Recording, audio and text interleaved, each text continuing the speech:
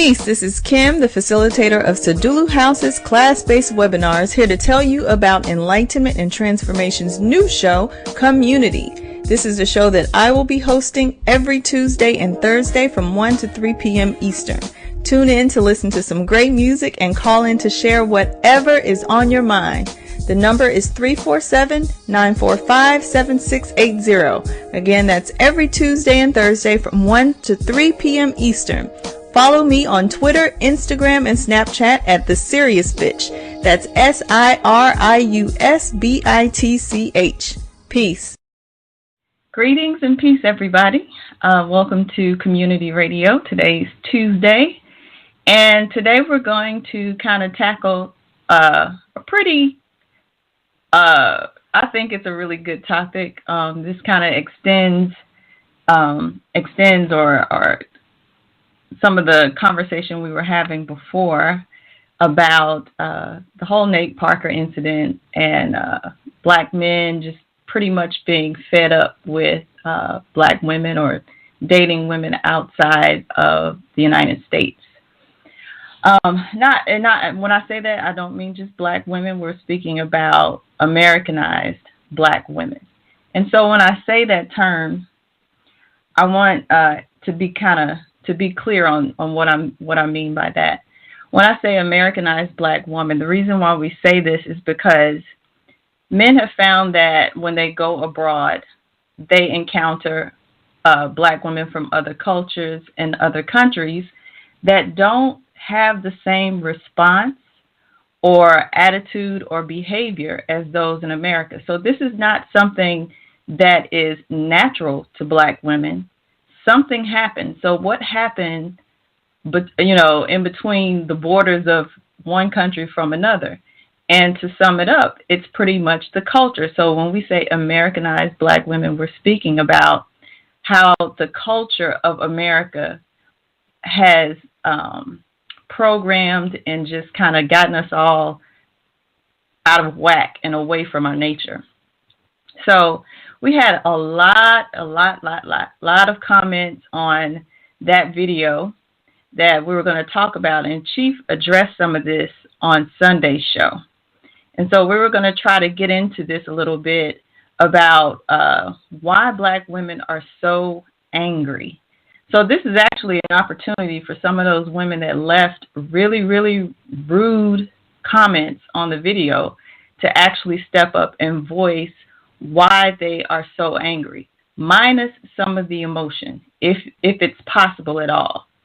Like I said, some of the comments were just absolutely ridiculous. And when I was going through some of the comments, I said, you know what, I'm going to share some of them on the show. Because I noticed that some of them have been deleted. So I'm not sure if Chief deleted some of those, or if that person heard Chief speaking about it in the show and got embarrassed and took it down themselves. I'm not sure. But some were left up, and the reason they were left up is so that people can see some of the insanity that black women have about this subject and how it just doesn't stop. I'm going to go to one, and let me say this too. Some of you don't realize the type of memory Chief has. He remembers a lot of these comments from people, a lot of them. I mean, from years back, not just the recent shows.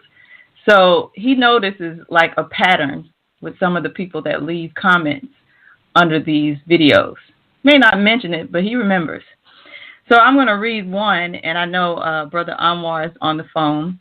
And this was, and I chose this one because I wanted to kind of break down this person's comment and Anwar's response to it. So under the video that's entitled Single Parenting, on that particular show, Anwar was open enough to share with everyone a situation he was going through with his child's mother. And in that show, we were just speaking about how to kind of rectify some of those choices that we made early on, in life when we didn't have, the best judgment when we were forming families. So this person says, if he was really concerned about time not spent, he would put extra money over there to free her up from working so much, instead of calling in ranting about this woman who does nothing but been short on time with his stable ASS. Best part was the host response. Worst part was all the talk from this complaining ASS dude, for the lack of a harsher term. Very disrespectful and very rude. Anwar's response was, okay, Lola Parker, I see that you are manifesting chaos inside of this whole stream. In the discussion, I never tried to tear your son's mother character to D pieces and would never do that. I spoke on different household cultures and use of her time wisely. So she comes back and says, how do you speak on character attack while you just tried to tear your son's mother character to D pieces? What I see is a dude that will see his child's mother struggle alone, then complain to strangers that she's struggling, as if anyone wants to work all the time to break even and miss the time what did she say? Excuse me, miss the time they can't get back. Clearly you in your feelings, which explains why you didn't catch the subtle hint said to you that the real problem is not her throughout the whole show, and can't see a simple idea of do something helpful versus complain without accusing one of attacking your character. 56 minutes and not one good thing said about her.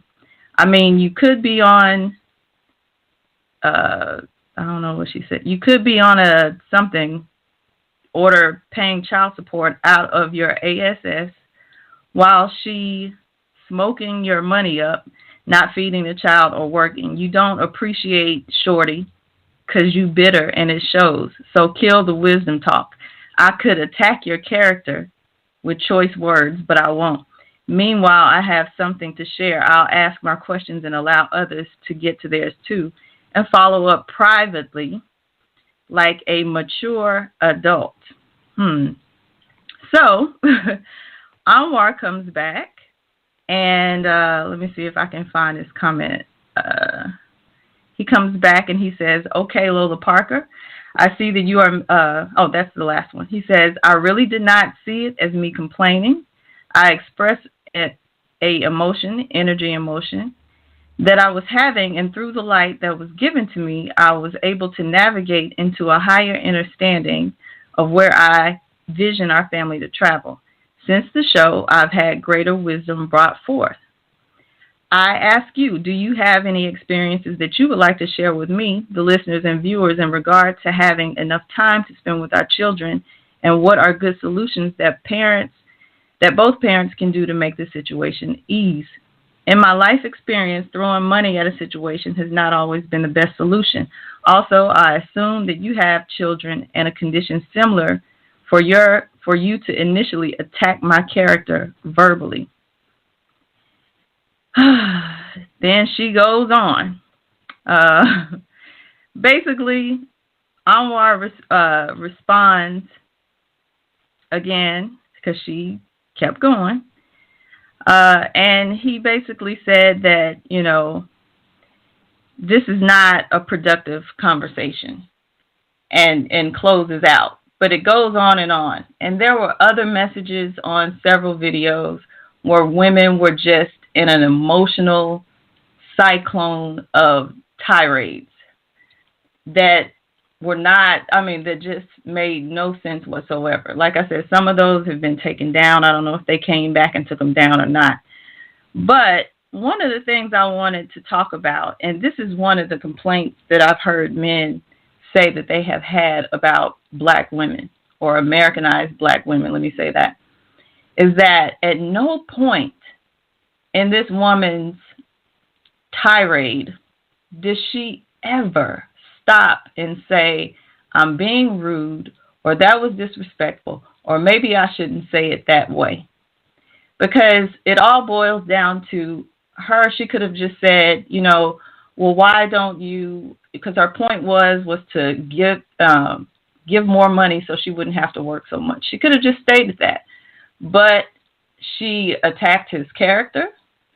She cursed him out. Initially, Anwar didn't say anything first. This was her response initially, just off the top. She does not know this man. She apparently didn't listen to the entire show, part 1 and 2, because he did not attack his son's mother. He didn't talk bad about her for a long time. He made sure to go back and say, I'm not saying she's a horrible mother. But at no point does she slow down and say, you know what, this is disrespectful. Because what if Anwar would have come back and just cursed her out back? Cursed her right back. He would have been looked at as the aggressor, of course. We know in this culture, everybody would have pointed the finger at him and said that he was wrong. But she was wrong for coming at him that way. And the point I'm making is that with Americanized black women, and like I said, this is coming from men, so don't attack me about it. But this is coming from men. Your initial response or greeting to men, certain men, black men, is just hostile off the bat. You just go off, and at no point in the conversation do you pull back and say, I'm wrong, I apologize, I'm sorry, that wasn't right, I can make better use of my words, any of that. None of that ever happens. It's just an endless tirade. Like, you just keep going and going and going until somebody steps up and just says, shut the F up, or just, some women take it to the point where they get hit, end up getting hit, because they're all in your face and going off and spitting, and you know how they do the thing where they take their finger and push your forehead, and all this kind of stuff. So at no point do black women just stop and say, you know what, that's wrong, I shouldn't have said that. So this was just one mild example. There were plenty others on some other videos where, the conversation just got absolutely insane and ridiculous. And some people, they'll leave comments. We do have, you do have your trolls that just come in and just say stuff just to be facetious or whatever. And then you have those people who say crazy stuff and hide behind a blank avatar. Because, in this age of social media, we've developed this culture where we can say anything we want and not be held accountable for anything. No one ever says anything back to you. So this is just one, but this is a huge problem that a lot of men have with women in America. And like I said, it's not just black women. This is an Americanized woman problem. And so I did some research on this whole subject. And there are other women that, like I said, American women that do the same thing. Not just black women. But to what degree is the question. You have some women that are disrespectful, but not to that point. It's displayed in different ways, but it's disrespect nonetheless. So I'm going to play a quick clip. This is something I found on the internet, of course, on YouTube, of another example of how this sounds. And so when I play this clip, I want you all of you all that are listening, and again, if you want to make a comment or join the conversation, just call 347-945-7680 and press the number 1. But I'm going to play a clip right quick to show you exactly what I'm speaking of. This motherfucker McDonald's never had my motherfucking fresh cookies. I got a call every time for my fucking fresh cookies. Hi. Hi, can I just pull over to the side right now, please? Are y'all gonna have my fresh cookies? Yes. And how long? 2 minutes. 2 more minutes? Yeah. 2 more minutes? Yes. God damn. What's your name? You the new manager? I'm the manager here. The new one, right? Yeah. Damn, 2 more minutes. I'm going to ask you next time I come, can y'all please have some fresh cookies? Because I literally call and make orders every time. It's not fine. Go ahead and pull over, please. Damn, for 3 cookies? I got to pull up for 3 cookies? 2 minutes? Have a great day. All right. Okay? Okay. It doesn't matter if you record. I'm being nice to you, okay? All right, well, close the damn thing. You said you was going to... Yep, I am. Can you please pull over? I am. Okay, can I have her money back, please? I'm going to ask you to nice to leave. All right, give me my damn money for sure, because y'all got some raggedy-ass employees anyway. I don't want y'all motherfucking cookies. The motherfuckers up in there showing each other manicures and shit. Manicures? That's what y'all got. Give me my money back. Give me my motherfucking money back. I'm going to tag your ass, too. I'm going to tag your ass on Facebook, so look for me. Because this shit is ridiculous. I got to call every time for some fresh cookies at McDonald's. Why I got to call every time? This shit is ridiculous. Okay. You want to do that same thing? I could do it too, ma'am. Yeah, my name is Brandy Wooten. Follow me on Facebook. The Brandy Hive going up. Woo, woo, woo, woo. I really do this. I'm a real blogger, though, honey. Where's my money? Can I have my money? You already done threatened me you was going to cash me my money, so give me my fucking money. Damn. All right, hurry up then, because that's what you said. You said you was going to give me my money, so give me my money. Give me my money. Give me my money. Where's my money? Give me my money. Thank you, boo. I will never come over here again. Look at her raggedy ass. Remember her face. The Brandy Hive going up, and I will leave when I want to. Have a great day, ma'am. I will, bitch. You too. Wow. So there you have it. Now, I ask you, after a woman, a female, is out in public and displays this type of behavior, tell me what man on the planet wants her or wants to deal with her or put up with anything. You don't even have women that will want to befriend her or even know her. But this is the kind of stuff we're talking about. Like, at no point, and you heard it, at no point in that conversation does this woman pull back and say, you know what, I am coming to a place, I'm coming somewhere else to be serviced, and if it's not available, I can just go somewhere else. Or if she was a woman with some skills, she could bake her own cookies or just go somewhere else. I mean, she goes from just going to, and apparently the problem has escalated because, you know, rarely does the manager come out first.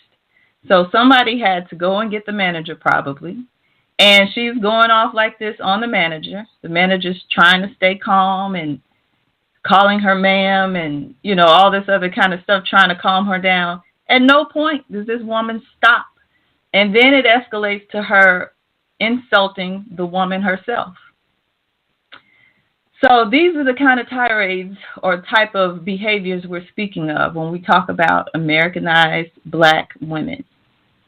And I ask you, who wants to put up with that? And an even better question, why are you so angry? Because I guarantee you, like, in a relationship, that doesn't turn off. That doesn't just turn off. You can tell that she is disrespectful like this all the time, or that she will just snap in an instant all the time. You know she behaves like this in a relationship, if she's in a relationship. So why are you so angry? Can you not communicate your displeasure or whatever it is in a sane, rational way where you can actually make some points to where somebody can actually have a conversation with you? It's just really, really ridiculous and really sad, you know, because I grew up in this culture as well.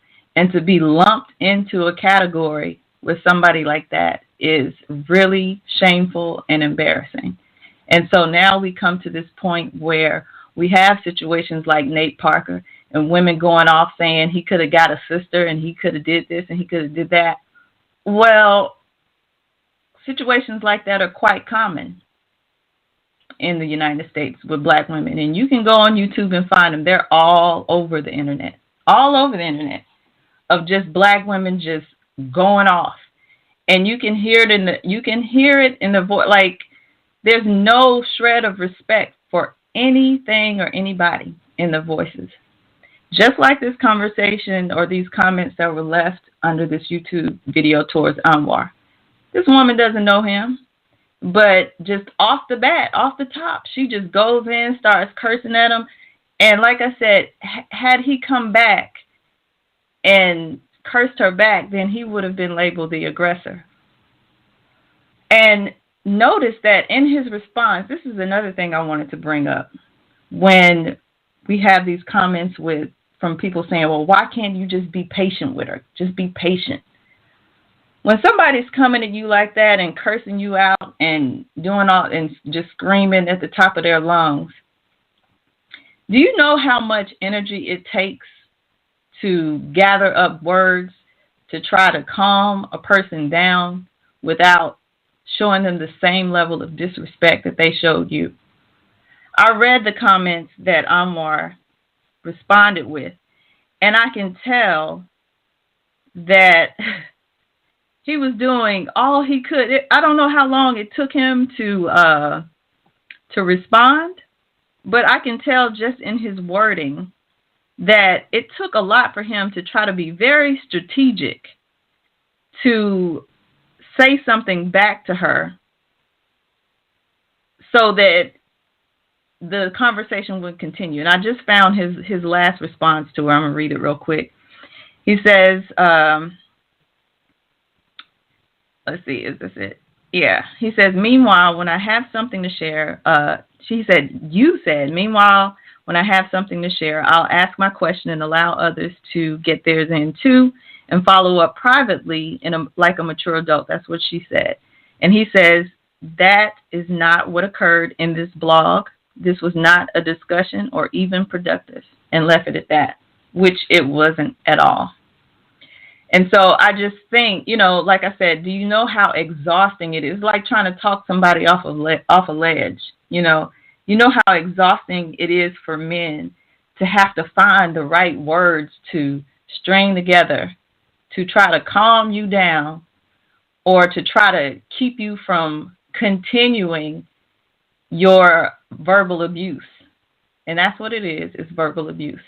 Because then when someone responds in a violent way back, the first thing we would like to holler is that, oh, he was abusive, or oh, he hit me. Sometimes you got to hit a brick wall before you stop. And I'm not condoning physical abuse at all. Don't even try it. But I have to ask you, when someone is screaming at the top of their lungs and cursing you out and even going to the point where they push your forehead with their finger and all this other kind of stuff, it's like at this point all bets are off because you're acting like a man. And when men feel threatened, they're going to respond accordingly. At no point are you acting like a woman. They're going to respond accordingly. And sometimes it gets to that point. But I just know that a lot of men will do a lot of things to try to avoid that because they know the consequences. They know that you can easily pick up the phone and call the police. They can be reported. They can, we have all these things in our arsenal that we can do when we feel like the attack is on us. So they have to try to find a way to protect themselves and at the same time respond to you. So this is some of the stuff we're talking about. And we're talking about taking accountability, being a woman, and the reason why a lot of men don't want to deal with Americanized black women. And this is one of that clip that I just played is one of the examples. At no point does she slow down, stop, or anything. You just keep going and going and going and going. Even in this thread, the comment that was left under the video, she did stop after Anwar said that. But had he not voiced things the way he did, she probably would have kept going. Or if he would have cursed her out back, like I said, we know what would have came next. It would have just been a bunch of cursing because that did occur on another thread in a video. A man laid out his reasons as to why he supported the video or why black men have left black women, Americanized black women. He laid out some very arguable or points that could be discussed. He gave examples. He was very clear. And what ended up happening is this woman came back. She was cursing. She insulted the man, doesn't know the man, insulted him personally, just going off, and he did respond in that way where he ended up cursing her back. But why does it have to get to that point? What are you so upset about or so angry about that you take it out on a whole group of people? That group being, black men. Just questions. Like I said, if you would like to chime in, please press 1. I see we do have quite a few callers on the line. We have a few callers on the line, so just press 1 if you want to call in and make a comment. The number is 347-945-7680. But this is your chance to voice your opinion. So we're going to see if, any of those women, and let me just say this. I'm not saying that any of your complaints are not valid, but let's speak about them in a calm, rational way so that maybe we can get some solutions to the problem, or you can get some reasons behind why men treat you this way or why men say certain things to you. Let's express it like adults. Now, also in that comment, you notice she said if she has anything else to say, she'll discuss it privately like a mature adult. Well, why all of a sudden now does it have to be private? You just cursed this man out in public. Now that he said something that makes sense, now she wants to kind of slink away and let's just discuss this privately like a mature adult. A mature adult wouldn't even have approached the conversation or left a comment like that. Let's just be honest. So there's a lot wrong with the things that she said, but you can see for yourself if you go to the video and read some of the comments. And I encourage you all to leave comments. If you see comments like that, just ask them. Like what's your reasoning behind it? Why are you so upset? Why are you angry? Why are you cursing? Because it's totally unnecessary, completely unnecessary. Let's see. We don't have anyone with their hands up yet, so I don't know if this is like dangerous ground, if anybody's afraid to say something or scared to speak or what. But, here we go. Let's see. I'll go to 662. Greetings, you're on Community Radio. Greetings, Sister Kim. How are you today? Greetings. Peace. Peace. I'm well. I think the problem is that we forget as black women who really got our back. Now, mind you, we do have some problems, and the men do as well. But if you treat them with any kind of decency, 9 times out of 10, they're going to treat you the same way. Right. So instead of being real aggressive, we're going to have to soften it up some. Probably a whole lot. A great amount. Well, I was gonna say a whole lot, but yeah, yeah. It's just absolutely ridiculous, and I'm sure you've seen this in public. I've seen it numerous times in public where people just go off, and you're standing in line behind them or something, and you're just like, oh God, like this. Please don't be upset with me. Like it's almost like you're apologizing for them. Like all of us don't act like that. You know what I mean? It's really embarrassing. And well, unfortunately, when I was younger, I was very aggressive. It took me a while to learn how to fall back. Why were you so aggressive? What were you upset about? Childhood things. Really, and this is just because I look back over some of my actions, during my younger years, and it's childhood things that happen to you where you feel like you have no control. And so I wanted to be in control at all times. And if it wasn't my way, it was the highway. And unfortunately, that didn't do very well for me. But in what ways? What do you mean it didn't do very well? It wasn't a pretty sight. Mm-hmm. What type of response did you get? Well, I actually had a fight with one guy. A physical fight? Physical fight. And he wasn't trying to hurt me because he just kind of picked me up and threw me down. Yeah. And he walked away. So if he wanted to hurt me, he could have hurt me, but he didn't. Right. So he probably just wanted to set my mouth. Exactly. And I don't think a lot of women understand that. It's, when you start railing on a man like that and jumping in their face and all this other kind of stuff, like you said, he picked you up and just put you down somewhere because he knows in his mind, I can hurt this woman if I really want to. And I don't know what it is in women's mind that make them think that they can overpower or hurt a man physically. And then as soon as it happens, or they'll do that thing, can you be a man? Can you be a man? Well, hit me then. You a man? Hit me. It's like this, just this taunting, and it's just absolutely ridiculous. It's really ridiculous. My boss was laughing. I was like, I'm calling the police. He was like, for what? That's domestic. You shouldn't have did it. Right.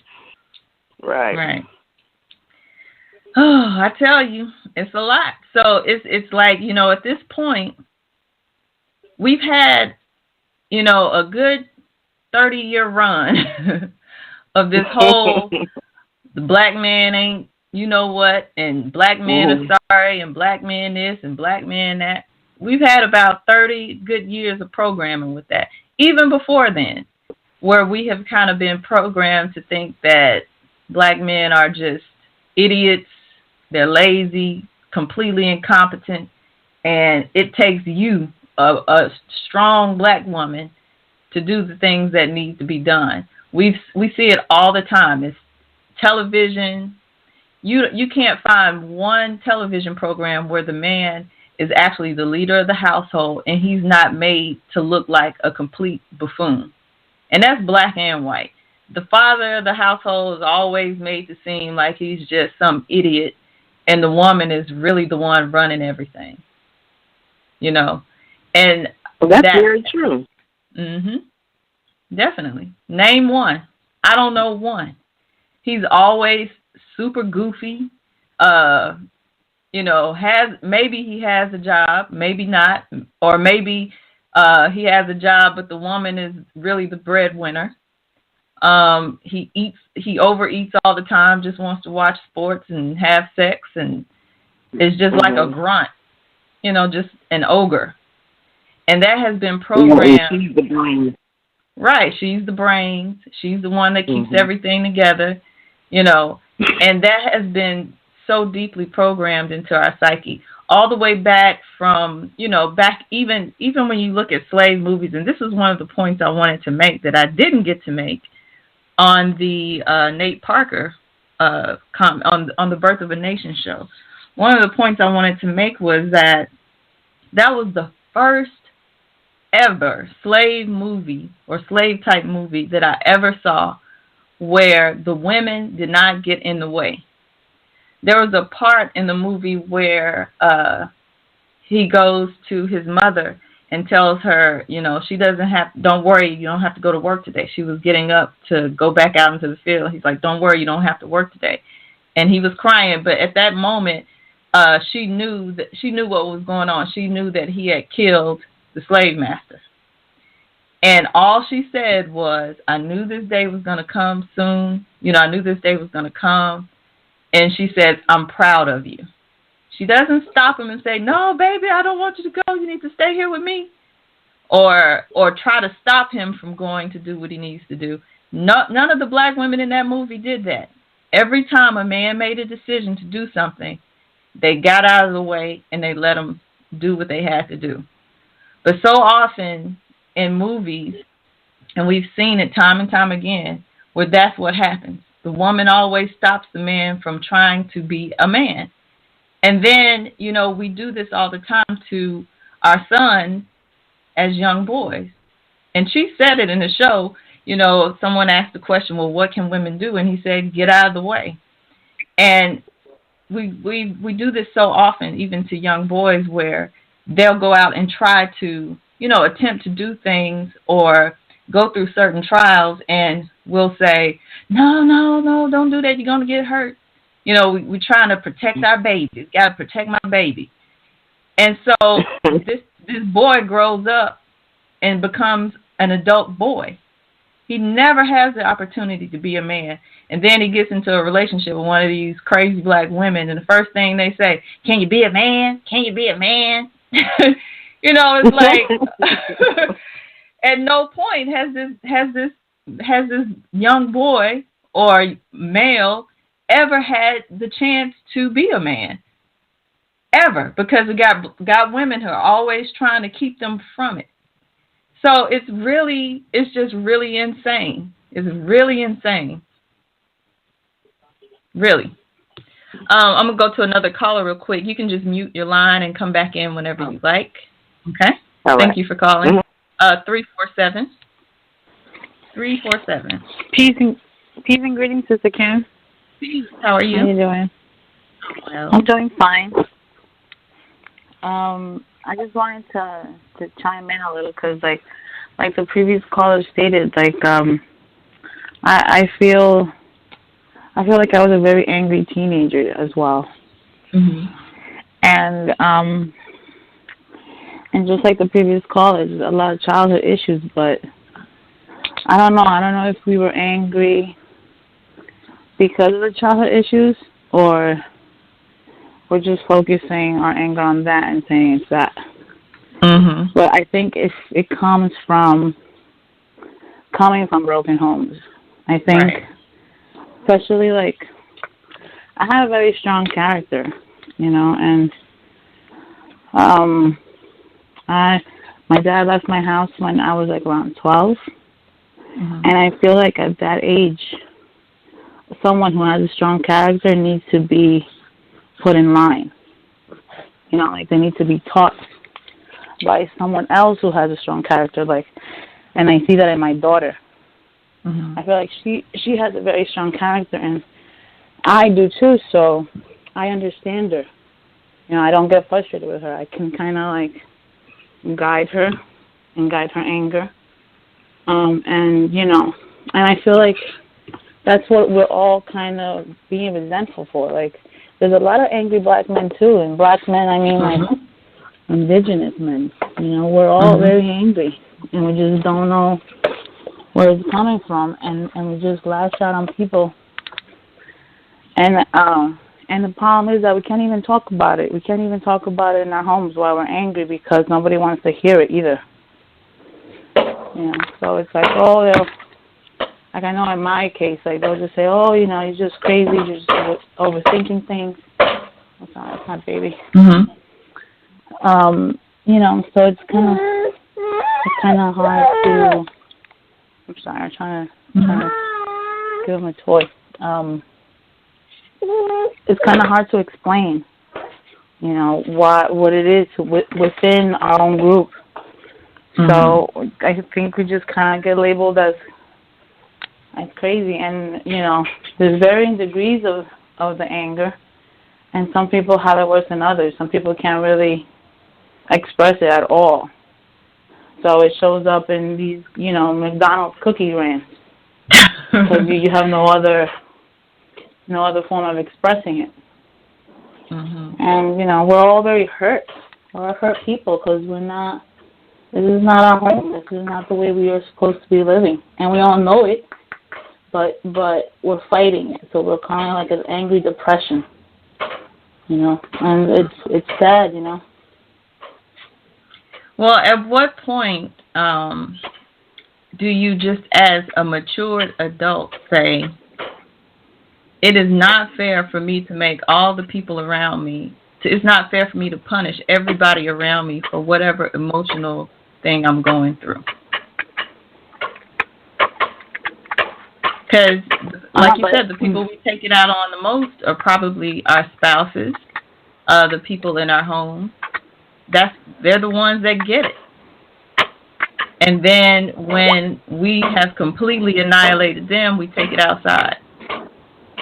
Because even in the house, or even within the family or the home, it still goes unchecked.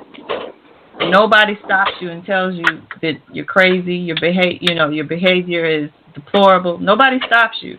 So then we feel like, oh, it's okay. I got my point across.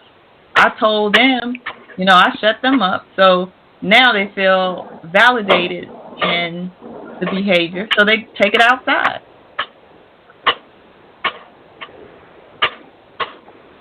So I mean, I feel like it's like almost like an angry bull. Mhm. Once the eyes turn red, it's almost like you gotta get out the way. Yeah. And it is a very animalistic thing. It's a very primal feeling too. And that's why I feel like if we're raised without spirituality, it's such a animal way of living. You only work for food and shelter. You let your emotions take over. So, I mean, I feel like we'll stop being angry when we start raising our children well. Mm-hmm. And how do you, acknowledge it in yourself? I don't know. I mean, I don't know how to tell someone who's angry to, to start being self-reflective, because that's really all it is. That was the next question I was going to say. You have to put a hard stop to it. A hard stop. Because sometimes, but who do you mean by you? Someone else? Or the person? Whoever their anger is directed at. That person has to put a hard stop to it. Sometimes sometimes it may take cursing a person out. Sometimes it takes physical restraints. And so that's where the lines get blurred, and then people, then we start to holler, abuse, or want to call the police. And just for everybody on the line, let me be clear. I'm not just speaking directly to Michelle when I ask these questions. I'm talking to everybody on the line. If you have a comment or you'd like to say something about any of the things that I've said or while on the line, make sure you just press 1 and I'll bring you in. But that's the problem. It's it always goes completely unchecked. Nobody says anything because they're afraid of the backlash that they're going to get, or maybe they know this person is going to call the police on them or something like that. So they're just like this ticking time bomb, just walking around, out in the world. And I think so that character should be checked at home. It should be, but it's not. It's not right.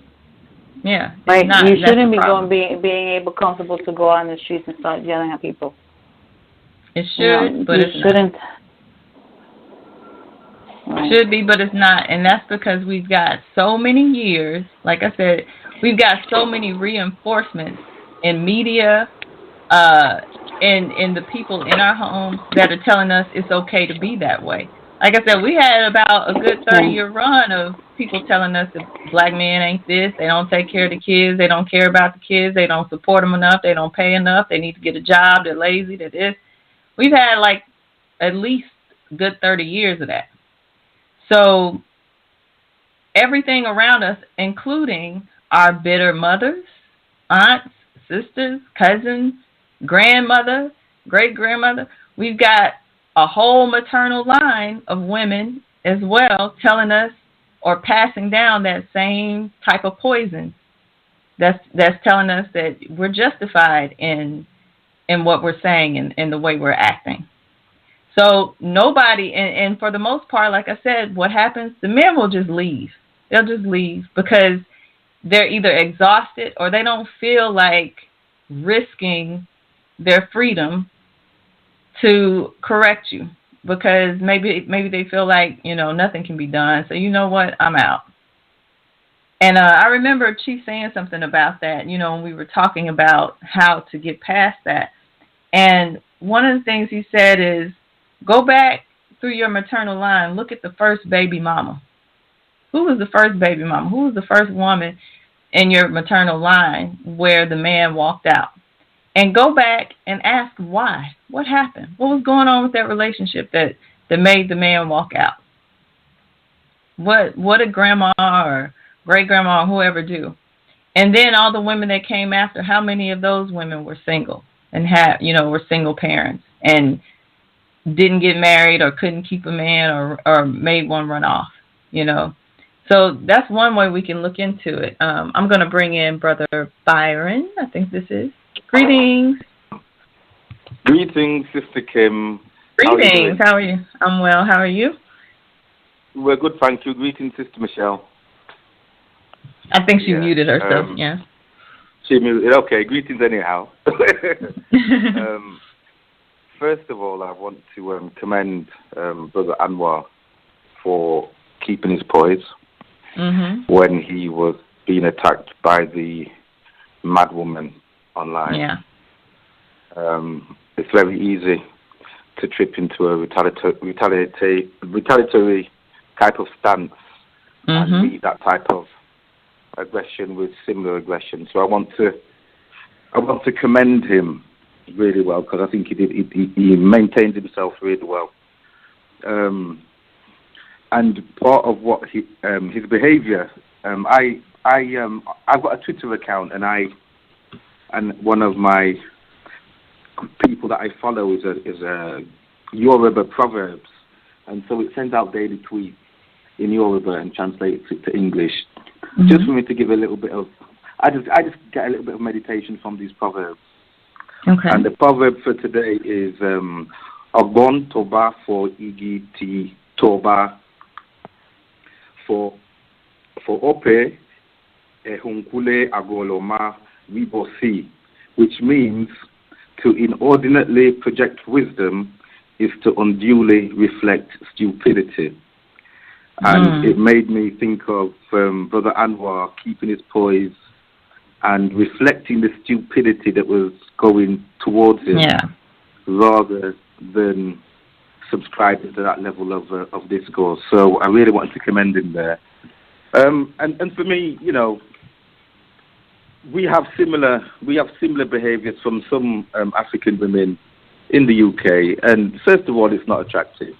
Number one. And number two, for me, it shows a lack of self-discipline, and it also shows to me that either you haven't been raised correctly, or you were raised correctly, and you've decided to forget it completely. So, in terms of analysing such type of women for potential mates of my sons, then stay over there on the horizon, because you're not coming here to my family. So honestly, there's no need for that, and particularly when these public displays of anger and aggression for no apparent reason over McDonald's biscuits. Right. Well, first of all, there's a lack of wisdom, because those biscuits aren't healthy for anybody. So why doesn't she buy some oatmeal or something that is probably going to be more healthy for her or her family? And secondly, the venom and the pitch of anger over biscuits. So for me, that's clearly showing me that the person has got a history of being made angry or upset. Well, probably upset first and then angry. Hasn't dealt with it, and so projects that persona or that anger onto other people. I sometimes call it public vomiting. So just go and regurgitate your rubbish on top of people and expect them to deal with it. And so I really want to commend Brother Anwar anyway, and really encourage sisters to try to develop other ways of communicating with African men, because an African man worth his salt isn't going to pay any attention to that type of communication. And if they observe it, then if you're single and they observe that type of behavior, you're just reducing your potential mate line due to the fact that your behavior is really untenable, really. So that's my few words on it, Kim. But yeah. Okay. Well, how do you think behavior like that should be stopped? Like, if someone is directing that at you, what would be your response? If somebody was directing that behavior at me, my response would be to, if it was in a public place, I'd have to take away myself from the situation, because I'm not going to waste my sanity on insanity, nor am I going to be drawn down to I'm going to say it. Yes, I'm not going to draw myself down to the level of that person behaving in that way. However, if I was with a mixed company of men and women, I'd be expecting one of my female companions or colleagues to deal with the situation.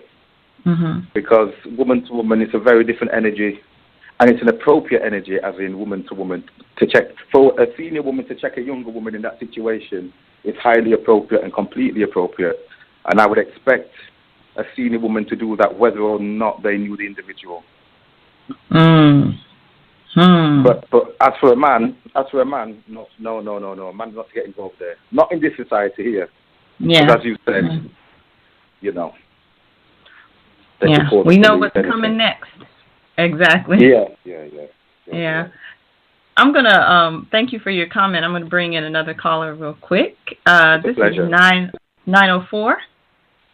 904. Peace. Peace, family. This is Kareem. How y'all doing? Greetings, Tareen. We're well. How you doing? I'm well. All right? Well, I always come in when y'all say the very thing that I was gonna say. I always do that every time. It's like I come in, I'm like, I'm finna drop this jewel on them, and then somebody done already said it. I'll be like, dang, okay, I got to But that's good. That's just the flow of it, though. But yeah, you know, and I totally agree, man. Because I'm just recently getting out of a relationship that was almost like abusive, you know, like as far as like verbally, like, you know, we were just growing apart, and I cut it off. I was just like, okay, well, this ain't what, we're not compatible. We're not, you know, vibing together like we used to do, you know. So and it turned worse. And for the most part, I can say, man, going through, you know, experiences, stuff like that, like, we love, I'm going to speak for myself, because I love the black woman. You know what I'm saying? Like, for real, I love the black woman. I really don't I don't even want to date outside my race at all, you know, because that's how much, you know, I revere and, you know, have love and respect for the black woman. But it's like, we don't know what to do when it gets to that point where the woman is going off and we trying to calm her down, but she's going off slamming doors and, you know, just and if you try to calm her down, she gets louder and louder, and you can call the police. And we really don't want the police to come into the situation, and we both end up dead.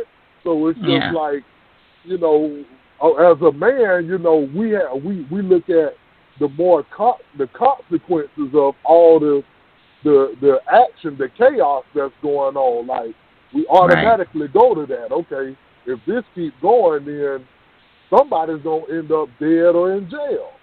So why don't we just, you know, cut ties and just be cool? If we have to, you know, agree to disagree with each other, you know, that's fine. But some women, you know, they I don't know, they just take it too far because they feel like, okay, if I feel like that, then I've wasted her time. Or she could have been with somebody else, or, you know, doing the same thing?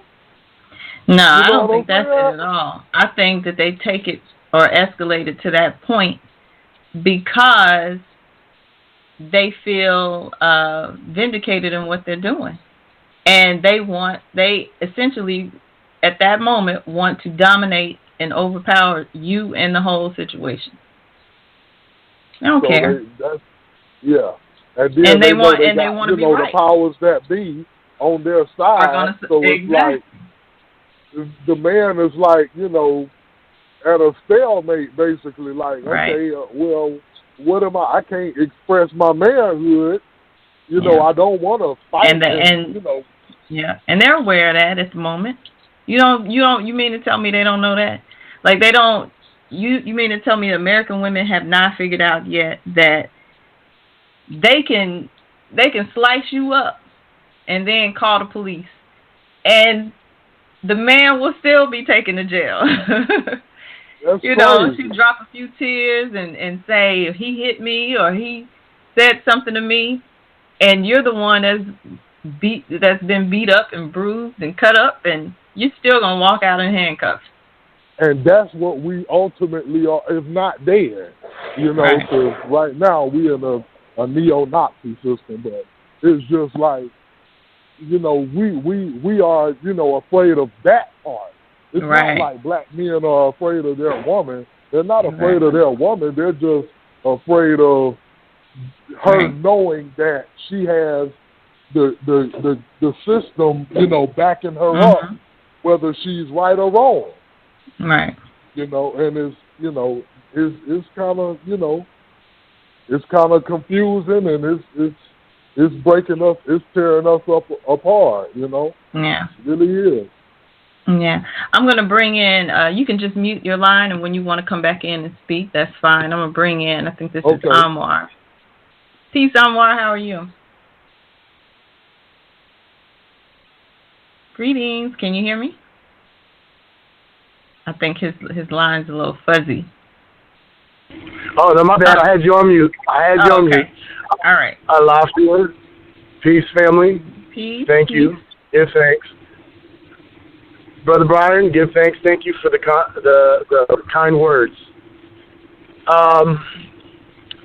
Let me express something. There's something I spoke on a long time ago about communication between the complimentaries, our compliments. When I was in that discussion and I seen what was being spewed at me, I stepped into something that Chief spoke about, as king. And I came to a first mission that I'm not going to get into a conversation and go back and forth. I've gone through that in my life. I grew up in a household that was where the man was absent, and my mother believed that she had to take in the role of a man and teach me how to be a man. And her aspect of it was a corrupt aspect. As I got older and went through the things that I went through, and even with my first son's mother, I did not recognize something that I didn't recognize the music that was being made. And it didn't take me until the last relationship that I was in to recognize about music and how we, as complements, make a wonderful music together when we speak properly to each other and adjust our energy into manifesting greatness. Okay? So I'm going to say it like this, that when you, and it took me, just to put this in, it took me that last relationship to understand how a woman needs to talk to me and how I need to really talk to a woman. And when you go through those experiences and you're blinded by the past and the past issues and situations that she went into, and you can't recognize when a real man or a real woman is in front of you, like in my case, you miss out on the music that's being made. We, as complements, when we're working at our highest form, the way we speak, the way we move, the way we think is just like playing the piano and in tune with each other. And that was my message, really. And I'm glad everybody caught on to that, because that's when I was typing, I was thinking, what is the solution to this situation? Would the solution be to just go about going at her about the things that she said? Or would it be better if I show an example and play the fool for the rest of the community to see something in a better form where we can correct the situation? And Let me ask you this real quick, Anwar. How long did it take you to type up what you were saying? Like the last comment you made where you were just kind of pretty much wrapping things up. How long did it take you to type that? Honestly, it didn't take me long at all. It's just It didn't take me long at all. It's just the time that I got it late because I was driving, and I don't do any typing while I drive. So, well, the reason I ask is because I was trying to make the point of just how exhausting it is to have to go through the mental exercises that you have to go through to try to respond in a way to calm somebody down or to bring some sanity to the conversation. I don't think that a lot of women realize that. Like it's exhausting. It takes a lot of energy out of a person to have to deal with that. So that's my reasoning for asking. Well, let me say this. I have been consistently working on myself for the past 6 years of my life. Now, 6 years ago, 7 years ago, it might have came out completely different than what I projected in that conversation. Mm-hmm. But I have been working, and this goes to the men, and I'll say this to the men, is that work on yourself in how you intellectually have conversations with your complement and with other men before you really engage on things that might be lower vibration. And the reason why I would say this is that, like I said, I've gone through experiences that I've seen both the black side and the white side of this situation. And out of that, this is where I'm at now.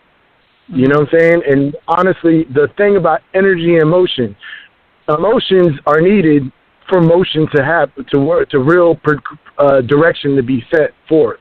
So just like I said on the first thing, is that I was expressing the emotion where I found directives through the brothers and sisters that chimed in on those conversations.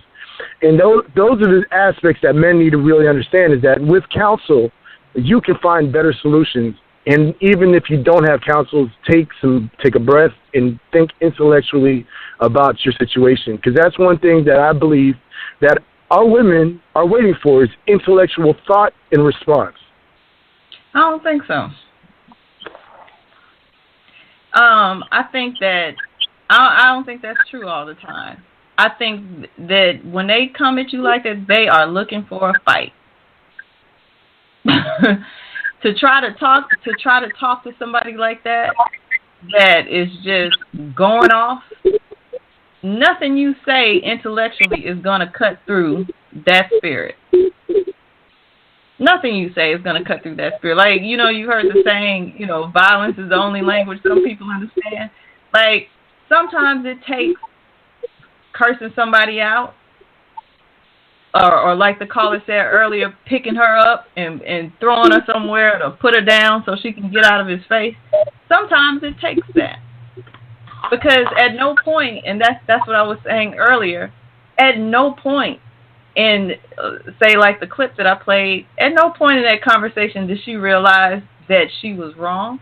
The manager was speaking to her very calmly and very respectfully. Ma'am, I'm sorry. Yes, I can get you your money back. Can you just pull over? Yes, I'm sorry.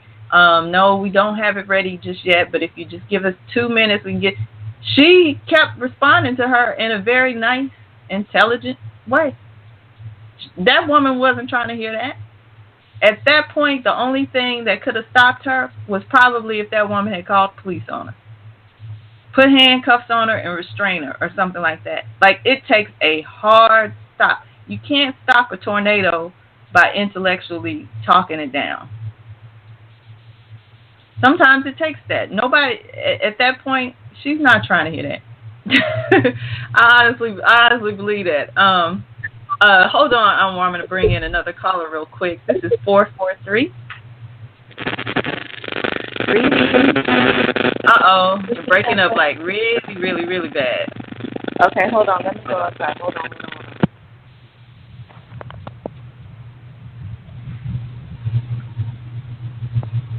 Are you there, 443? Can you hear me? Yes, we can hear you. Okay, I had to take my headphones on. I'm actually taking an exam right now, but I had to stop and go and take your test. No, it's fine. I'm not timed or anything. But okay. I was like, I knew this one was going to be good. I had to participate real quick, and especially after I called the women's call last night, I felt like I had to, just state my little piece on it. And, just like Brother Byron and everybody else, Brother Anwar, I want to give you some kudos for how you carried yourself in the comment section of that video. Good thanks. Yes. And Sister Kim, yes, I do agree with you that, once a tornado starts a brewing, you can't talk it down. You know what I mean? You have to kind of, you're going to have to take some other, not so pretty or unconventional measures just to, get any type of point across. And I think that, again, it is important that we have the outlets that, I knew and probably some other groups of folks are starting where we have women's groups and men's groups, because we need that outlet to go to someone who may be going through the same thing or may be feeling the same way and say, hey, am I tripping, girl? Do I need to unleash the dragon or no? You know what I mean? And someone can talk you off the ledge, because we can't go to our men and do that. They're in it with us. So we have to go to another source to try to, seek counsel and figure out how to go about this in a respectful way.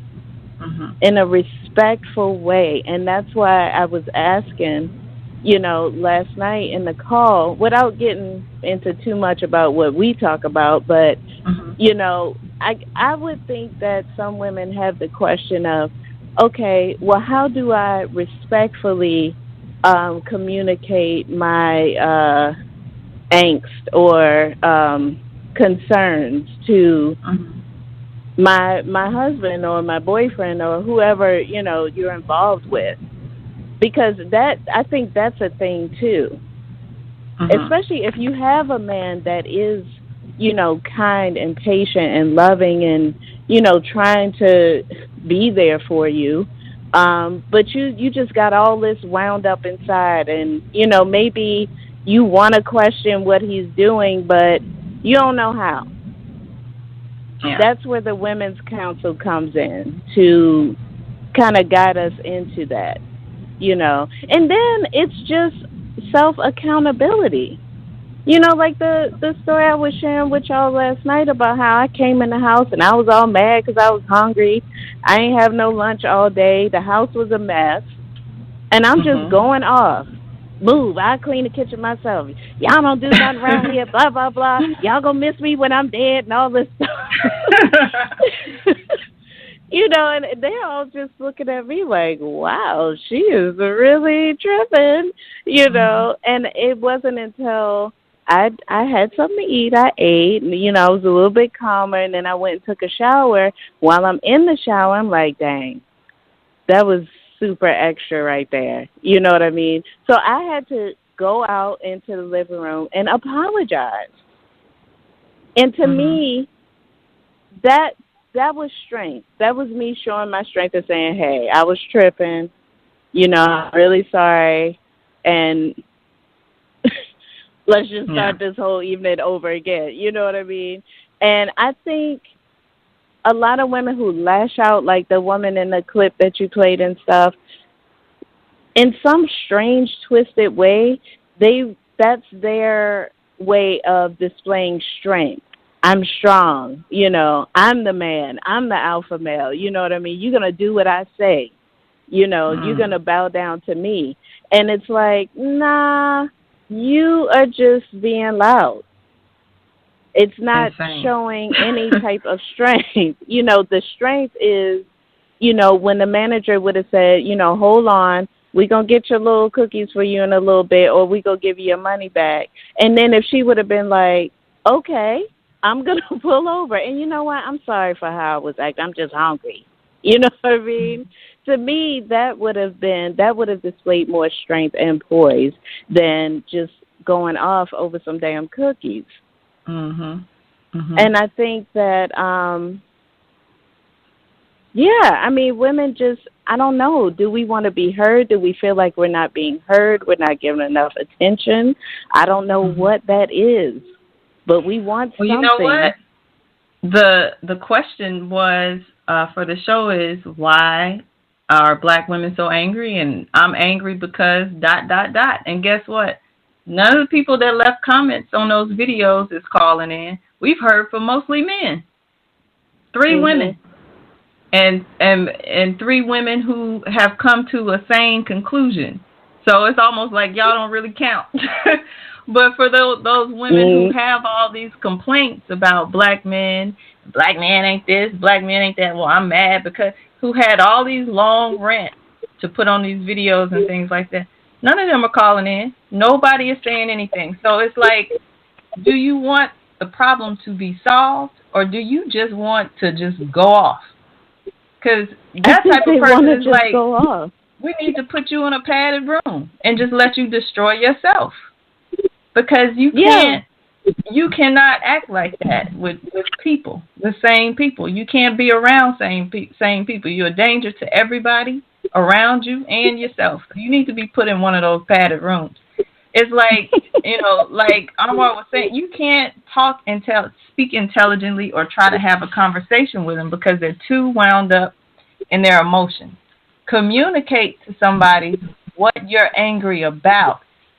That is, if you're actually looking for a solution.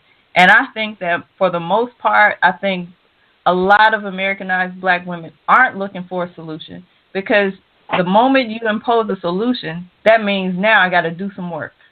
Now I have to take accountability, and now I got to change something.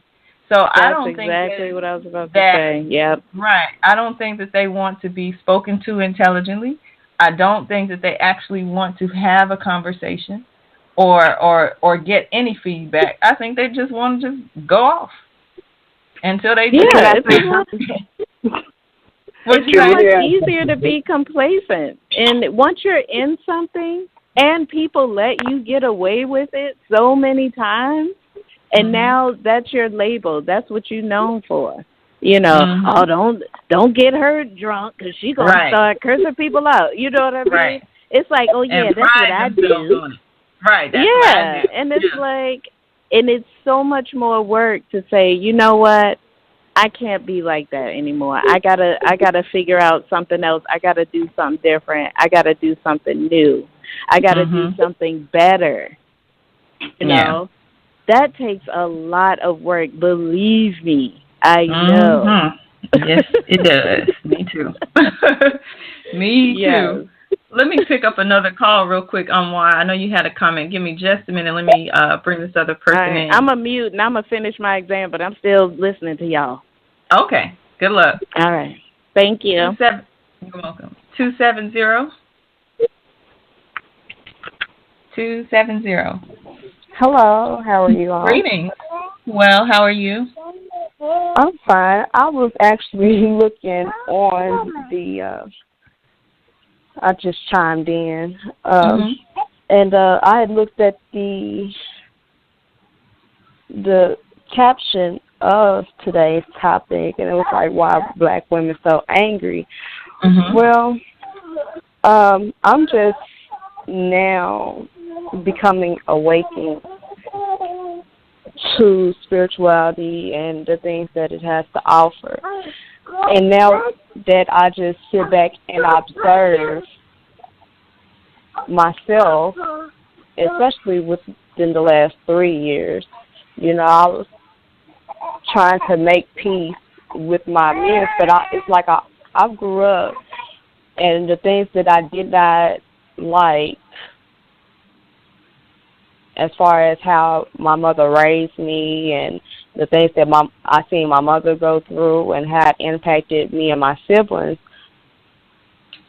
I set a standard for myself at that young age, and it's like it's trying to replay throughout my adulthood life. And 4 children later and 3 baby daddies, It's like, okay, I'm trying to find that common balance because after I left them, and all of them, my first one, he beat on me one time. My mother, she got beat for numerous years. And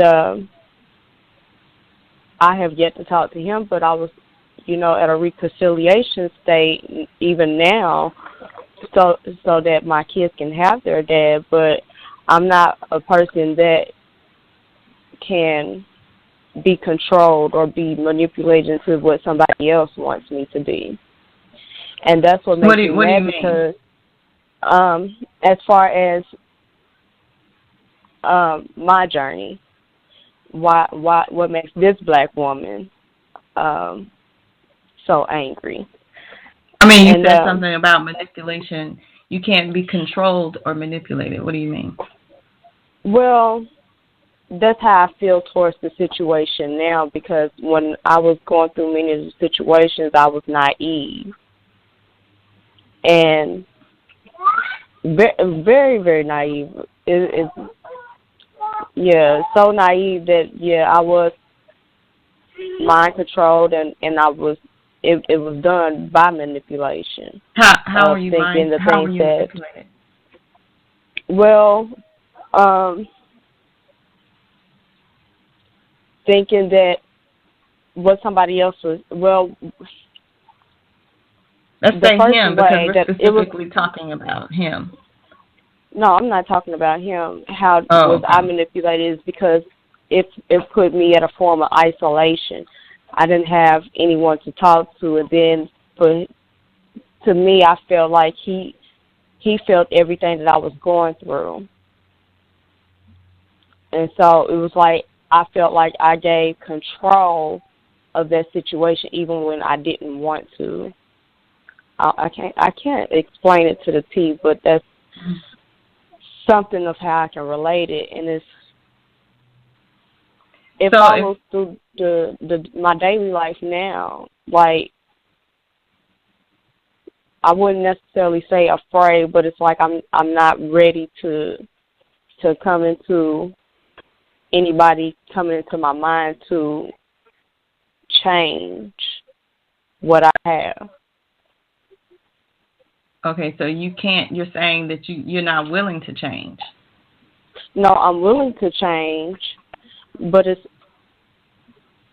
I'm not wanting to change if there's a negative influence impact. Well, what do you consider negative? All topics.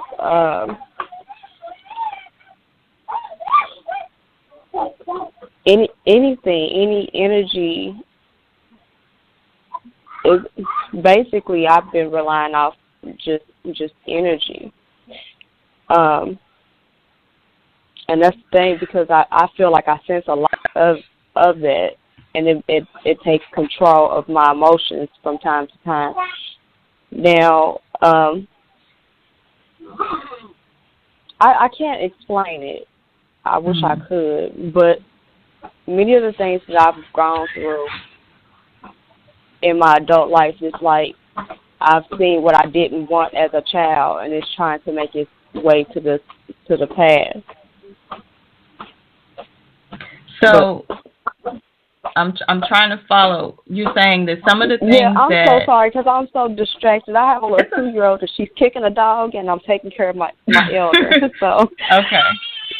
So you were saying, like, in your first relationship, it became abusive, and that you're trying to, I guess, make changes now that were different from what you had in your childhood. Is that what you're saying? Well, it's just doing right by me and my children, making sure that my children have what I have. But, yeah, that's exactly it. So, and it's like a struggle.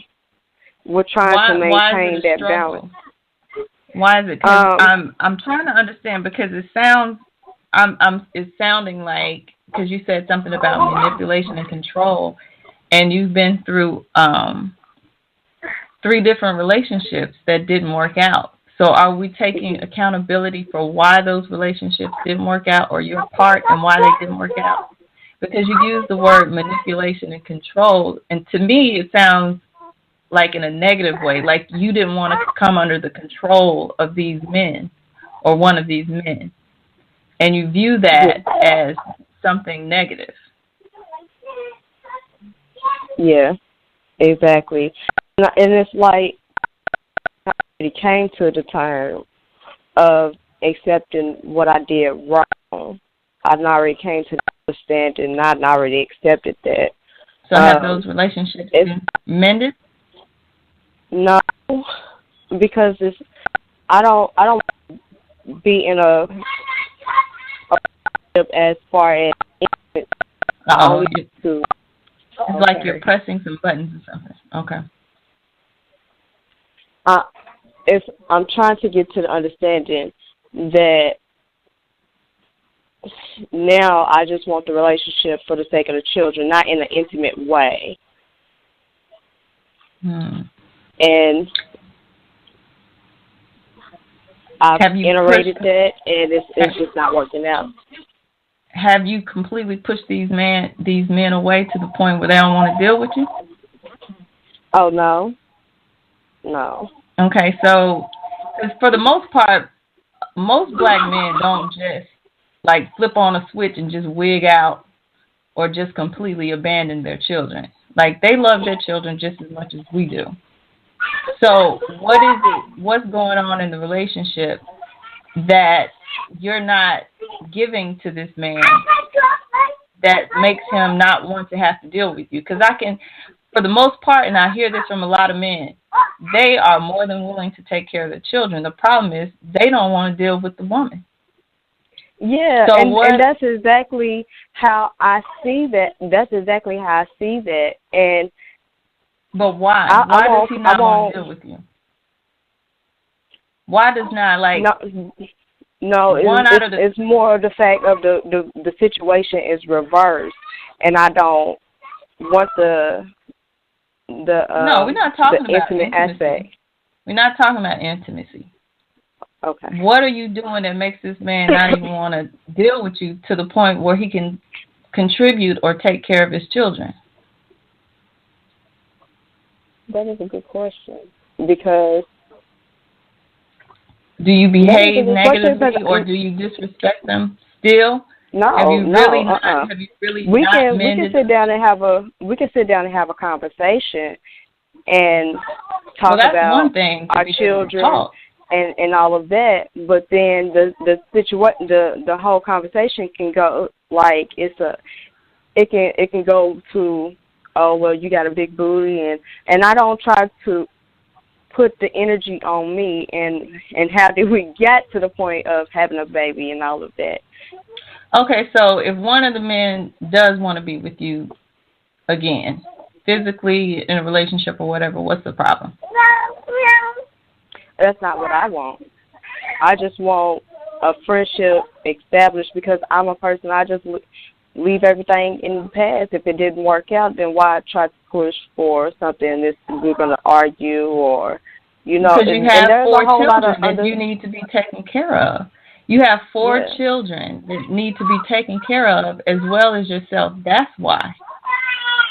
That's why things should change. That's why you should go back and be in a relationship or change some things so that you can be taken care of. Because let's look at the statistics of what you're dealing with, really. And I'm not getting on you. I'm really trying to help you with your situation. Okay, so you have 4 children by 3 different men. So when it comes to dating, again, do you think it's going to be easy to find this wonderful man that's going to step in and deal with 4 children that aren't his and 3 of them from different men? So he's probably going to end up having to deal with or come into contact with 3 different men as well. Like, look at your stock. Look at it in terms of stock or what you're offering. Just that alone, that's a lot. Like no man wants to come in and deal with that. So one of the intelligent things to do would be to try to at least mend fences or make up with at least one of them. Well, and that's the thing, because this year I lost somebody, well, the person that I was dealing with when I was pregnant with my youngest daughter. Mm-hmm. And he understood that situation full force. Now, granted, I know that it may not be another situation like that. Maybe, I don't know. Probably not. It's I can't explain it. I think you just really have to come to some real hard realizations and take some serious self-assessment and really look at your situation and what you're creating. Because at this point, it's going to be very difficult for you.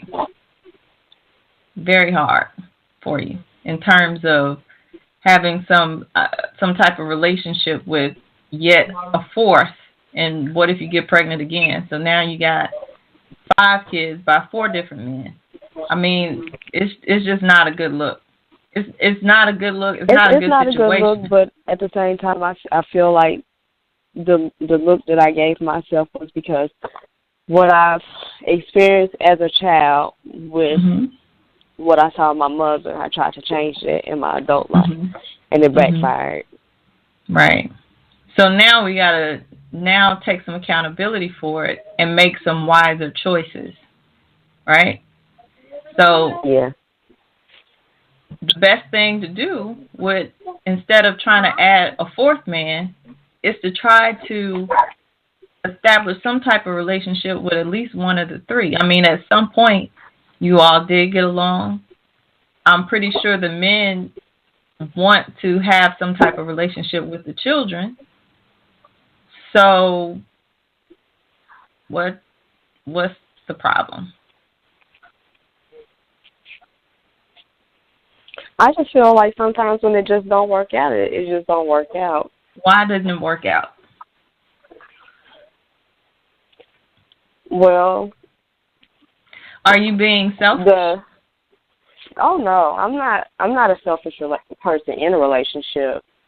Are you throwing away men just because at the moment you're not happy? This ain't working out. I'm ready to try something else. Oh no, because I'm not. I don't. It's not that. Because I mean, in the end, I'm not a person that juggles between men.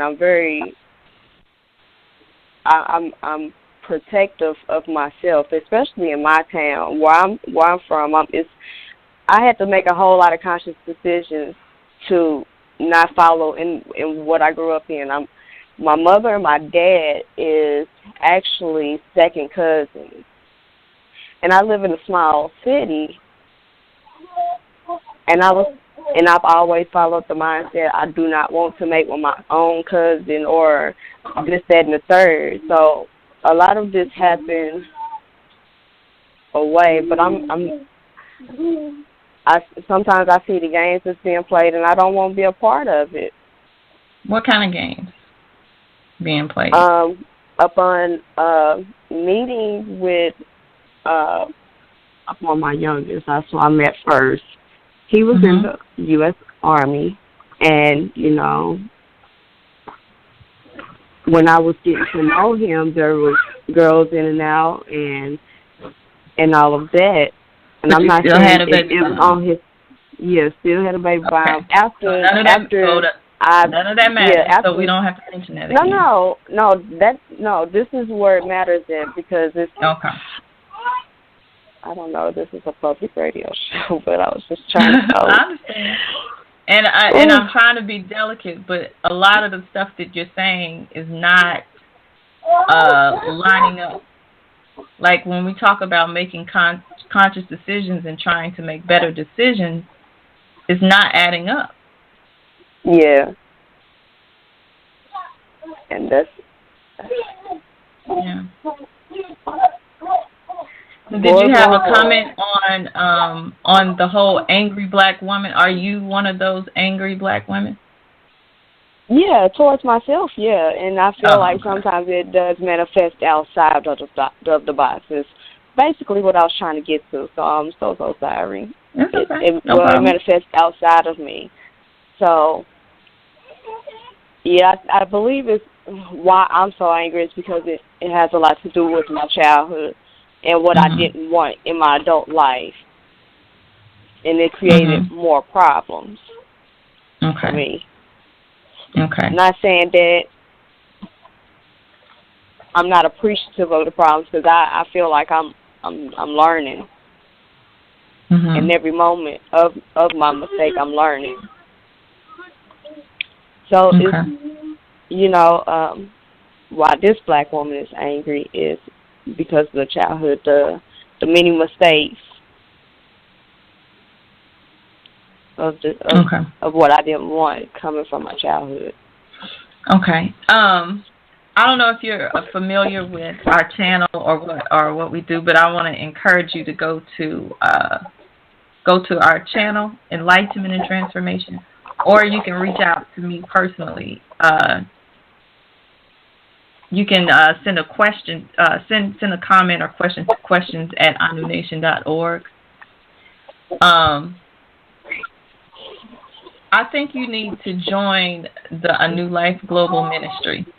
Like every Monday, as you heard one of the other sisters come on, we have a call every Monday where that's just for women who are just coming into this information, coming into some of the things that we discuss, and we really we really support each other and really offer wise counsel and help.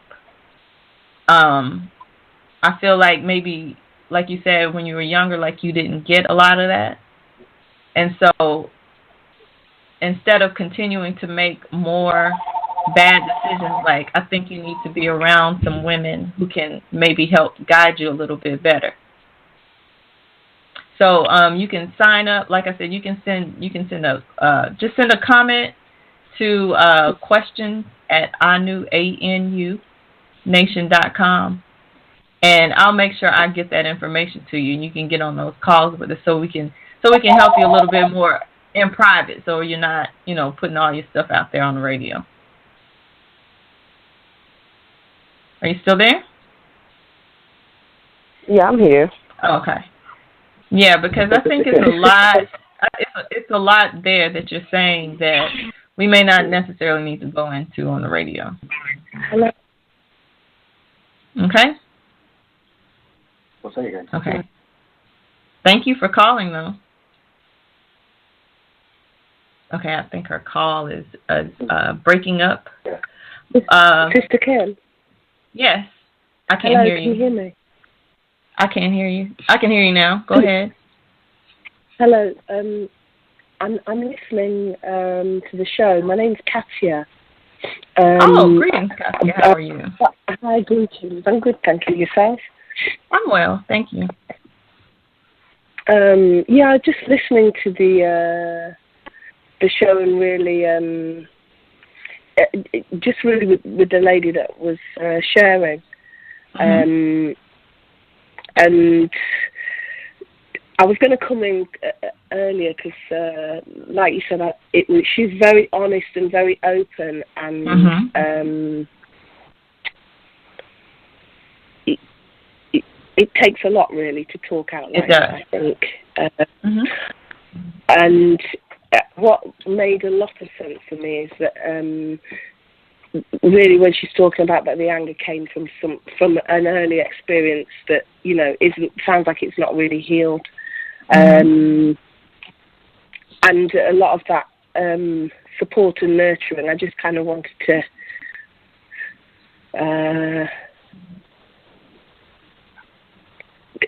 reach out, I suppose, and say, there's it's hard, it is hard, and it's hard to get to those places, and the anger is in there to cover a lot of what was just shared, which is kind of realness and openness and that level of honesty, which I think sometimes as black women we don't get down to, and we don't always get down to that with each other.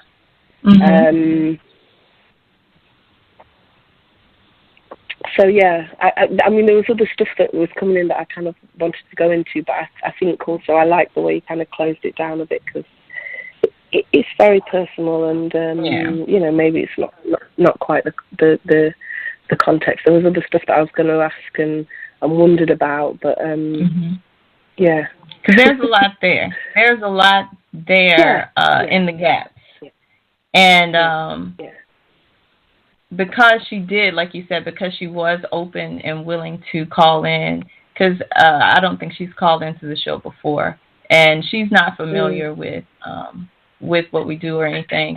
I think that was really awesome of her to be able to do that and to ask for some help. So I'm going to say it again. I hope that she sends us an email to let us know that she wants to be on those Monday calls so she can really get some help. Because a lot of times, like I said, some of this poison is generational. And we're not in locations or in families where there are sane women to speak to you. So it's so important that we start a community of women where we have the support, and you have someone older there or someone, you know, recovering from a similar situation or whatever that can give you some type of advice, good advice, to help you start to make better decisions or help you manage your situation. Yeah. So if I can say this then, because I've not, you know, I listen sometimes, and similar to the sister that called, you know, I've got 4 young children. You know, it's intense. It's a lot of pressure. I often feel like I can't really commit to anything because, you know, something always happens and I'm constantly distracted, really. But in the moments that I was able to connect and listen in, the level of her kind of openness and honesty has spurred me to connect and actually manage to call. And, you know, I'm wanting to make that commitment to that, the women's call and the women's group as well, because like you say, it's very easy. Personally, you know, I feel very isolated, and I haven't really got time to not share it. As honest and stuff. I haven't got time to do the any other stuff. It either needs to be real and right there, or I'm not going to be able to, you know, I can't fit anything else in. So to say thank you to her as well, because it's also helped me to think, actually, you know, I'm going to kind of say something, because I often listen, but I don't really feel like, you know, able to kind of say. So, you know, whoever that was, she kind of made an impact, and it's helped me to kind of think, okay, you know, let me come in and let me actually try and commit. There's, you know, people out there with similar stuff. It's not, you know, maybe it's not, I'm not as isolated as I might have originally thought I was. Really. Thank you so much, Katia, for joining the group. I know Byron did reach out, and I sent him the information for you because he said that you did want to join us. And I know, like, at the time that we meet, it's very late there. So your presence is welcome whenever you have the time and the energy to chime in. We definitely could use you. Thank you. Enjoy your day. Thank you. Okay. Bye-bye. Okay, so I'm going to go to another caller. I think this is 817. Greetings. 817. Greetings. Hey, Sequoia. Hey, this is a really intense subject. Yeah, it is. Yeah, I read those comments on the last videos, like with the women crazy in the comment section and just all the craziness. Yeah. And I think that the alpha women, by chief definition of what that is, I don't want people to take that the wrong way, but I think the alpha women is going to have to be the ones who check the females that are out of line and teach our daughters how to behave properly and set the standard of what a woman should look like. with that being said, I think Black women are angry because no one seems to care about how we feel. I think that's just the bottom line. And no one seems to care about how we feel when we got hurt. You know, like if we had bad situations growing up, like our parents didn't validate our feelings. I know my parents, they was messed up. I always use them as an example because I just feel like they were just a perfect example of what a dysfunctional family is. And, you know, just having a horrible upbringing. They both were, you know, drug abusers. So I know that they laughed at my hurt. Like when I was going through things and I'll go to them for help, they'll just be like, oh, she's crazy. Oh no, they just, they just, brush it aside. So I think that a lot of us are hurt and angry because we feel like no one cares. Like I don't think the men care because they like we got our issues too. Like we they just want us to stop behaving the way that we do because it's affecting them. You know, I think that we just need a good cry. I think we all need a good cry. Well, you know what?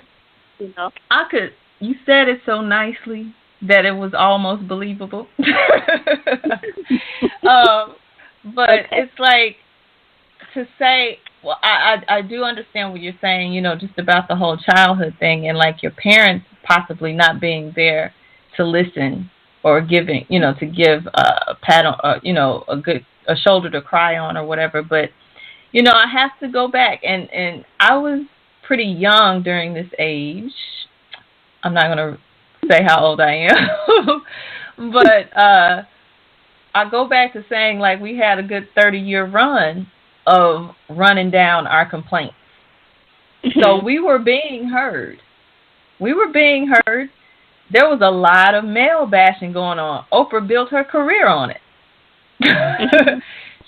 She's a billionaire because of it. That show started a lot of this. We had a lot of talk shows back in the day that supported the angry Black woman and just us railing on Black men of how they're just not doing what they're supposed to and they're not this and they're not that. So I think we've been heard. I think it's been heard. So I don't know where the anger is coming from now. I think the anger now is because a lot of Black men have said, you know what? I ain't got to deal with this. I can go over here. We live in a global society now. It don't cost that much to take a flight over to wherever and meet people. And you've got a lot of men who are doing just that. So I think the anger is that they're realizing nobody, men or women, because now you've isolated yourself to where nobody wants to deal with you.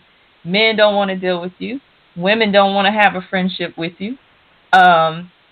You've completely isolated yourself because of the behavior and the bitterness and the anger. And now you're mad because nobody wants to listen to you. Nobody wants to put up with it. Everybody has said, you know what? Forget it. I'm done. I tried for 20, 30 years. I'm done. I'm tired. I can't take another. Go ahead. I was going to say, do you think that's because, like, of the way we're expressing our hurt, like, because it's coming out of anger and it's negative, like, the way we're expressing ourselves, that's why, like, that's why we perceive the way we're perceived, like, people just don't want to, maybe people, men or, just, I guess, the world view of us will be more sympathetic if we were able to verbalize how we're hurt in a more positive way, because we're emotional beings, we're going to be hurt, we're going to go through a series of different emotions, but if we're able to express in the moment that we're having those emotions, like, I'm feeling this way, just let me be in my moment, and it's positive, then I think that it would be more positive, like, oh, this woman, she's so, beautiful, expressing all these various of, emotions and whatnot, and it would be looked at as a positive thing versus a negative thing when, because we don't know how to express it, we just go all over the place and it's just coming out all bad, and people are like, well, then that's y'all, then, like, we don't care about how y'all feel, because it's nothing beautiful about it, but if we can make our expression of emotion more beautiful, then people can look at it and more like, kind of like art, where it's not a negative thing, and I think that the alpha women who are more on the aggressive side can deal with the women who are angry and more cantankerous and difficult to deal with, and the passive women can deal with the women who are hurt, who have gotten hurt and need to express it in a loving, positive way, and they can be there for the women to cry on. But then at the end of the day, once that's over, then you're like, okay, so now I've got to move to the next phase and get on, and not, hold on to it, and teach you how to, effectively dissolve, like how to really go through those emotions, Yeah. So well, I think you got to know how to express it, but also take a minute to see if your emotions or what you're feeling is even reasonable or valid.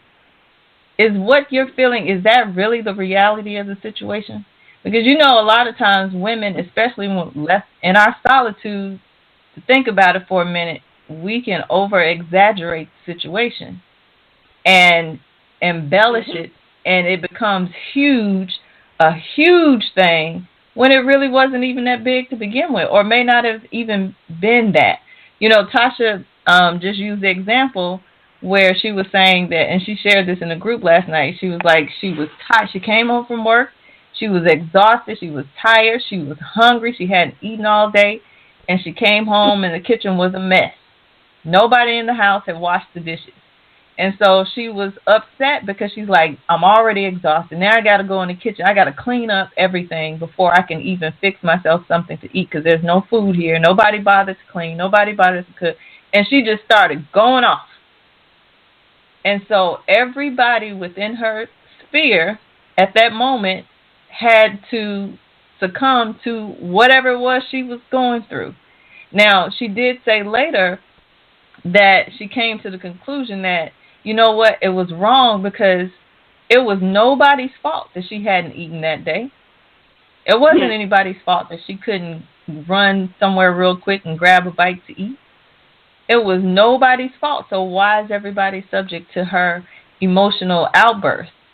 So I hear what you're saying, but sometimes we can make up a lot of things in our head and over-exaggerate things to the point to where we're the ones that's really stirring it up within ourselves to get to a point to where we're just like exploding and can't, just going overboard with a lot of things. But I think that for the most part, to be around, like I said, to be around other sane women, to give you that shoulder to cry on, that's cool. I mean, that can happen, but I don't think that you need to use the women or the alpha woman. Like, she's not the man. Like, she's not the wrangler or the one that's supposed to be subject to this crazy woman. Like, you can't unleash that on her. I think she may be better. She may have more wisdom in how to deal with it, but I don't think that a crazy person like that coming into a circle of sane people should have to be subject to that person's insanity. I think at some point, like, you got to get to a point like the lady just called in, calm yourself down to where you can kind of talk, where you can speak coherently and say what the problem is, and then we can deal with it. Because if you come at me, arms flailing, spit flying, and face all torn up and screaming and yelling, I'm not going to be willing to help. I don't have any sympathy. It's nothing in me that's saying, yeah, come on, sister, I'm going to help you out. Give me a hug. Nah, I'm finna get out of the way because this woman is crazy. So, right. At some point, like, that's something you have to do on your own to get yourself to a state of calmness to where you can even ask for help. But, like I was saying earlier, so many times we can't get to that point.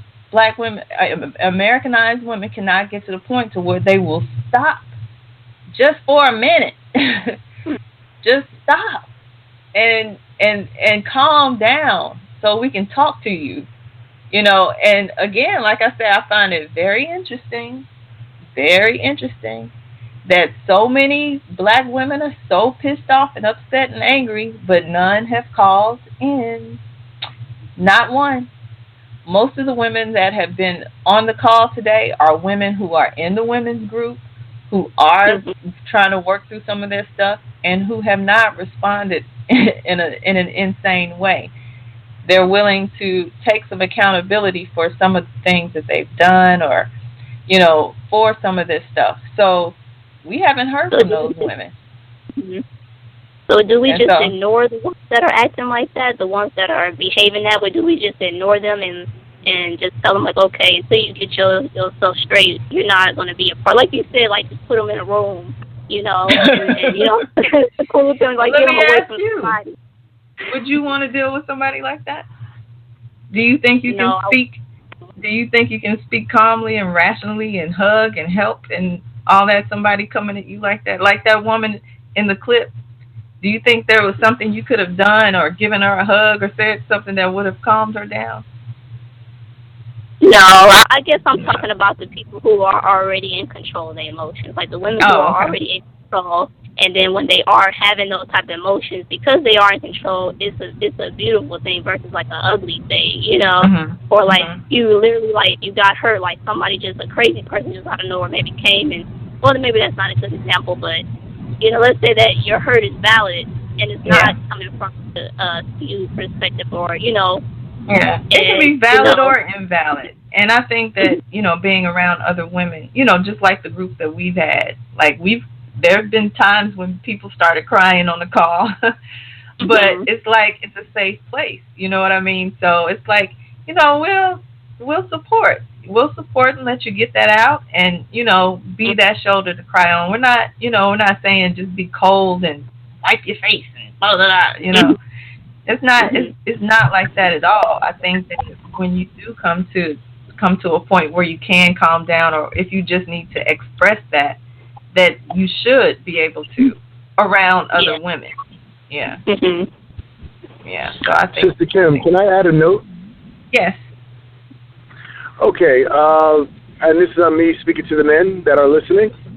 The sisters have opened up to a great points and problems that they're experiencing.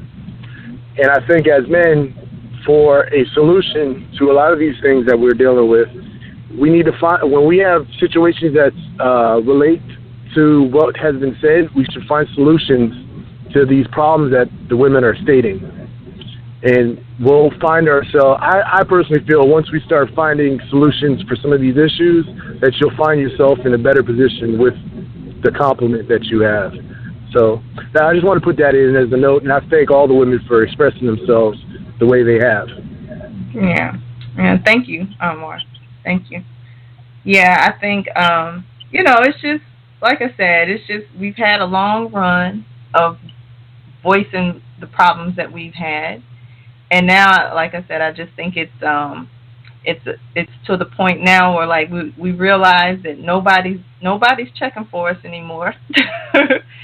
And now we're angry about that because, you know, we've pushed everybody away. And we don't have anybody, so now we're hurt because of that. Well, the first thing we have to do is to address why we were pushed away. And so, again, like I said, I don't find it surprising. Let me stop. I don't find it surprising. But it's interesting that all these women that have so much to say didn't call in to say anything, or don't have anything to say, or maybe they're scared. I don't know. Because, like I said, when we can finally calm down to talk about it, now somebody is going to step in with a solution. So now it's going to be upon you to take that solution and to start making changes. And I think that is why a lot of women are stuck in this state of just being angry and emotional, is because they know that, okay, when I finally do get past all of this mess and really voice why I'm upset, and somebody gives me the reason why what it comes down to is me making a bad decision or bad choice and now have to suffer the consequences for it. Now they're going to tell me I got to change or I have to do something, and I don't want to. So now I'm mad about that. That's what it is, honestly. So that's why we're not hearing from those women. Go ahead, I'm sorry. What I was thinking, Sister Kim, is that lady, she probably had some other issues going on, because it was nothing in that conversation where NY was disrespectful to his ex-wife. Actually, he it was really wasn't. protective of her. You know. It was. So Yes, for he her was. to come at that point, yeah, it was something going on with her, and she just took it out on him. And Anwar did say that in his response. He said, I think, is it something you dealing with? He did peep that. He was like, he could recognize that, look, you reflecting whatever you're dealing with onto me. That's not even a situation. And I think, like I said earlier, I don't even think she listened to the entire show or the second part of the show, because Anwar was very clear. He was like, I'm not saying she's a bad mother. I'm not saying that. She takes care, she does what she's supposed to do. He didn't say anything negative about her. Nothing at all. So I don't know where she got that from, but like he said, she probably was reflecting some of her stuff onto it. There was also a point where I even checked something I was saying about not liking her. I don't know if you guys remember that. And the word that the way I was using it, I had checked that. That really, for me, that's not even respectful to a certain degree to put that out in the world where I don't like her. That's not right. She has brought forth a wonderful son for me, and we have done a marvelous job of raising him in a happy home. Yeah. So again, she's just reflecting, and deflecting, because that comment, like I said, I don't know where that comment came from, but like I said, it speaks to the insanity. And again, there were other comments on several shows where people were just just ranting, insanely ranting. And the one I was actually looking for, I can't find it anymore. So I don't know, like I said, if this person took it down or if Chief took it down, I'm not sure. But she was just really, really ranting. So I don't know if she deleted it or not.